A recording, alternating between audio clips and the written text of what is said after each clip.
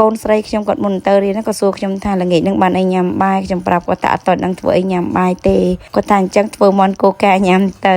ចាសួស្ដីបងប្អូនចាមន់កូកានេះខ្ញុំក៏មិនសូវជាបានធ្វើអីញ៉ាំញឹកញាប់ដែរតើថាកូនគាត់ចង់ញ៉ាំអញ្ចឹងគាត់ប្រាប់ទៅបានធ្វើឲ្យគាត់ញ៉ាំបើធម្មតាមិនសូវជាបានធ្វើឲ្យគាត់ញ៉ាំទេ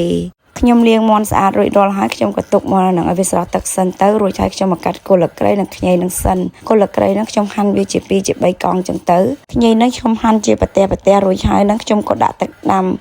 ដាំរួចខ្ញុំក៏ចាក់ខ្ញីនិងគល់លក្រីនឹងចូលទៅបន្ទាប់មកទៀតខ្ញុំក៏កាត់ស្លាប់មាន់នឹងខ្ញុំកាត់វាតាមកលៈនឹងឯងកាត់រួចរាល់អស់ហើយខ្ញុំក៏យកវាមកស្រោះចាទឹកខ្ញុំដាំមុននឹងឥឡូវវាពុះហើយខ្ញុំក៏ចាក់សាច់មាន់នឹងចូលទៅស្រោះវាមកស្ទុះទៅរួចហើយខ្ញុំក៏យកវាទៅលាងទឹកចេញម្សៅទៀតលាងឲ្យស្អាតទៅខ្ញុំក៏ទុកវានឹងម្ដុំសិនរួចហើយខ្ញុំដាក់ខ្ទះមកខ្ញុំលីងពុយកាក់នឹងឲ្យឈ្ងុយបន្តិចខ្ញុំក៏ចាក់ប្រេងចូលទៅចាក់ប្រេងរួចហើយខ្ញុំក៏ដាក់ខ្ទឹមសខ្ទឹមក្រហមនិងខ្ញីបន្តិចទៅខ្ញុំលីងវាឲ្យឈ្ងុយខ្ញុំក៏ចាក់ស្លាប់មាន់នឹងចូលទៅតាមក្រោយចាក់ស្លាប់មាន់នឹងចូលទៅរួចហើយខ្ញុំក៏ឆាវាមកត្រឡប់2ត្រឡប់ចឹងទៅរួចហើយខ្ញុំក៏ដាក់ម្សៅស៊ុបនិងប្រេងខ្យងនឹងចូលទៅរួចហើយខ្ញុំឆាវាមកច្បល់វាមកត្រឡប់2ត្រឡប់ទៀតចឹងទៅខ្ញុំក៏ចាក់កូកានឹងចូលទៅហើយកូកានឹងខ្ញុំប្រើមួយកំប៉ុងនឹងអត់អស់ទេ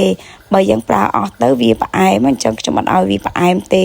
អត់ចង់ឲ្យកូនទម្លាប់ញ៉ាំផ្អែមអញ្ចឹងខ្ញុំចាក់បរិមាណលៃលុកមកល្មមរួចហើយខ្ញុំច្បល់វាសពអញ្ចឹងទៅខ្ញុំយកគម្របមកគ្របវាចិត្តទៅយើងមកងាស់វាមកស្ទុះទៅឲ្យវារៀងដាច់ទឹកគឺតែប៉ុណ្្នឹងគឺរួចហើយ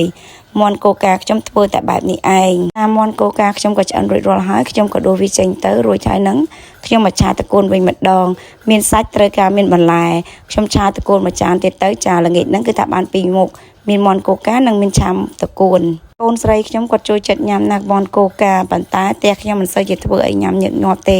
តើតកូនគាត់ប្រាប់ថាចង់ញ៉ាំអញ្ចឹងទើបខ្ញុំនឹងធ្វើឲ្យគាត់ញ៉ាំមិនដែលទិញកូកាទុកនៅផ្ទះទេ